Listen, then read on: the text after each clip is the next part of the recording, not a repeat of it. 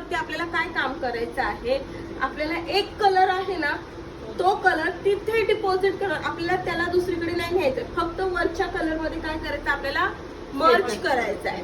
ठीक आहे, मग आपण आता सध्या प्रॅक्टिस करायची म्हटल्यावर काय करा माहिती, आता डोळ्यांवरती करण्यापेक्षा ना आता एखादा कलर घ्या. ठीक आहे, समजा मी हा डार्क कलर घेतला,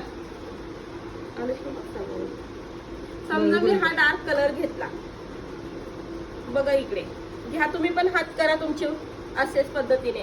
डार्क कलर घेतला तर हा डार्क कलर मला एवढ्याच जागेत फिरवायचा आहे बघा, म्हणजे माझी प्रॅक्टिस चांगली होणार. आणि परत मला त्याच जागातून परत बाजूला यायचं आणि तेवढ्याच लाईनीत करायचं आहे, मला जास्त वरती जायचं नाहीये.